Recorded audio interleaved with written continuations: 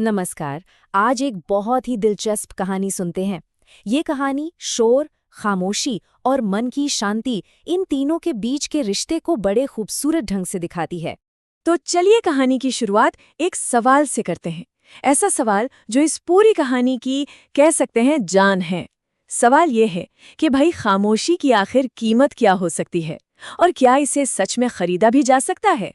कहानी का जो हमारा मुख्य किरदार है उसका नाम है आर्यन। आर्यन एक ऐसा इंसान है जिसकी जिंदगी पूरी तरह से आवाज के इर्द गिर्द घूमती है, या यूं कहें कि वो शोर में डूबा हुआ है।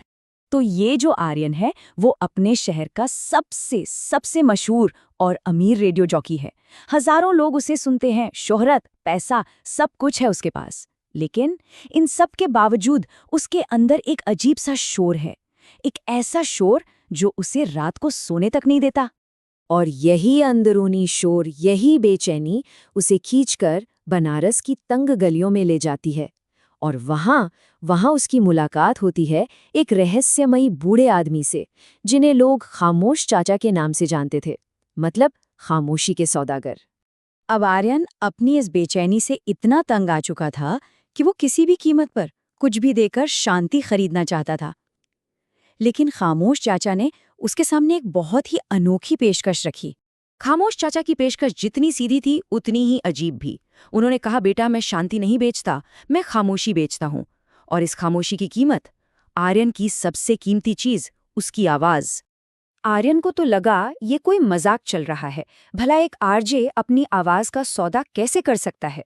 उसने इस बात को बिल्कुल भी गंभीरता से नहीं लिया और हाँ कह दिया। सौदा हो गया और वो एक मिट्टी की छोटी सी मटकी लेकर वहां से चला गया।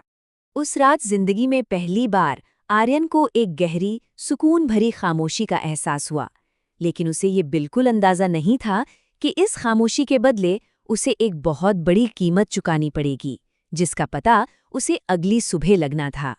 हफ्तों बाद, शायद महीनों बाद, उसे ऐसी गहरी नींद आई थी। सुबह जब वो उठा तो एकदम तरोताजा महसूस कर रहा था। लेकिन जैसे ही वो अपने रेडियो स्टेशन पहुंचा, एक भयानक सच उसका इंतजार कर रहा था। हुआ ये कि वो गूंगा नहीं हुआ था। वो बोल तो पा रहा था, पर उसकी आवाज किसी को सुनाई नहीं दे रही थी। जैसे जैसे किसी ने उसकी आवाज की रूह ही छीन ली हो। वो बोलता था और लोगों को सिर्फ सन्नाटा सुनाई देता था। अब तो आर्यन बुरी तरह घबरा गया। वो भागता हुआ वापस उसी दुकान पर पहुंचा। वो किसी भी हालत में इस सौदे को खत्म करना चाहता था। उसे बस अपनी आवाज वापस चाहिए थी। और यहीं पर खामोश चाचा ने उसे कहानी का सबसे बड़ा सबक सिखाया। उन्होंने बताया कि आर्यन असल में बाहरी दुनिया के शोर से नहीं भाग रहा था, वो तो अपने ही अंदर के शोर से भाग रहा था। देखिए, यहाँ ये समझना बहुत जरूरी है कि असली शांति दुनिया को चुप कराने में नहीं है। असली शांति तो खुद के अंदर की आवाज को सुनने और उसे स्वीकार करने में है। अक्सर हम बाहरी शोर से इसलिए भागते हैं ताकि हमें अपने अंदर की वो जो एक आवाज है ना, उससे ना सुनना पड़े।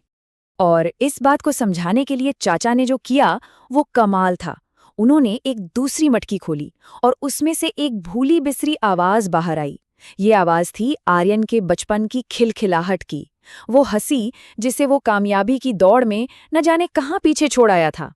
जब आर्यन को ये गहरी बात समझ आई, जब उसे अपने अंदर का सच दिखा, तो उसे खुद को बदलने का एक मौका मिला। ये उसके लिए एक तरह से एक नई शुरुआत थी। आर्यन को उसकी आवाज वापस मिल गई, लेकिन अब वो पहले जैसा इंसान नहीं था। वो पूरी तरह बदल चुका था। अब वो अपने शो का इस्तेमाल और शोर पैदा करने के लिए नहीं, बल्कि लोगों को सच में सुनना सिखाने के लिए करने लगा। उसने अपने शो का नाम भी बदलकर रख दिया, दिल की खामोशी। तो इस कहानी से एक बात बिल्कुल साफ हो जाती है कि असली सुकून की तलाश में बाहर भटकने की जरूरत नहीं है। ये यात्रा तो हमारे अंदर ही शुरू होती है और अंदर ही खत्म होती है। असली शांति दुनिया को चुप कराने से नहीं, बल्कि खुद को सुनने से मिलती है। और ये कहानी आखिर में हमें एक बहुत ही गहरे सवाल के साथ छोड़ जाती है कि जब जिंदगी का ये सारा बाहरी शोर थम जाता है, तो किसी इंसान की अपनी अंदरूनी खामोशी वो उससे क्या कहती है।